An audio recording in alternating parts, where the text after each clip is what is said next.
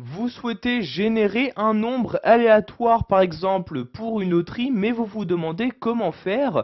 Sachez que par l'intermédiaire d'Excel 2010, vous pourrez le générer très simplement. En effet, ce tableur possède deux fonctions, deux formules qui vous permettront donc de créer et générer donc un nombre aléatoire dans une cellule. Je vais par exemple ici insérer le premier nombre aléatoire dans cette cellule-ci. Donc je la sélectionne, j'insère mon égal et il s'agit de la formule aléa. Donc j'écris aléa comme ceci. Donc vous voyez, j'ai ici la formule qui apparaît. Je double-clique donc dessus pour l'insérer. Je vais ensuite donc fermer la parenthèse. En effet, cette formule ne demande aucun argument pour être utilisée. Donc vous devez tout de même insérer donc des parenthèses, mais vous ne mettez rien à l'intérieur et vous appuyez ensuite sur la touche entrée de votre clavier. Vous allez alors avoir ici un nombre qui va s'afficher. Donc sur votre ordinateur, ce nombre sera différent. En effet, il s'agit d'un nombre aléatoire. Donc sachez tout de même qu'avec cette formule, ce nombre aléatoire sera compris entre 0 et 1.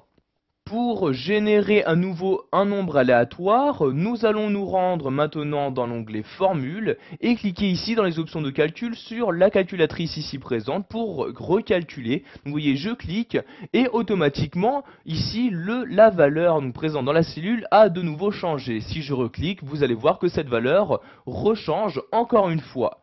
Nous allons maintenant voir une autre formule, donc pour encore une fois générer un nombre aléatoire, mais cette fois-ci nous allons ici donc poser des limites.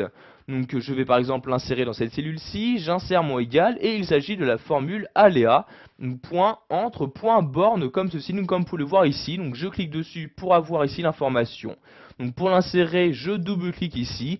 Et maintenant, je vais insérer comme premier argument de ma formule le minimum. Donc si par exemple ici, je souhaite avoir un nombre aléatoire, donc entre 1 et 20.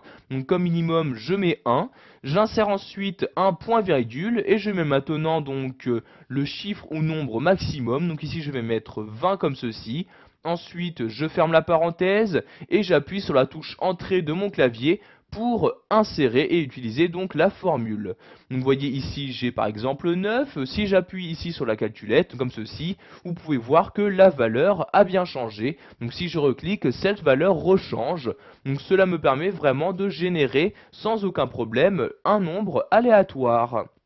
Voilà, vous avez appris dans cette vidéo formation à créer et insérer un nombre aléatoire dans une cellule de votre tableur Excel 2010.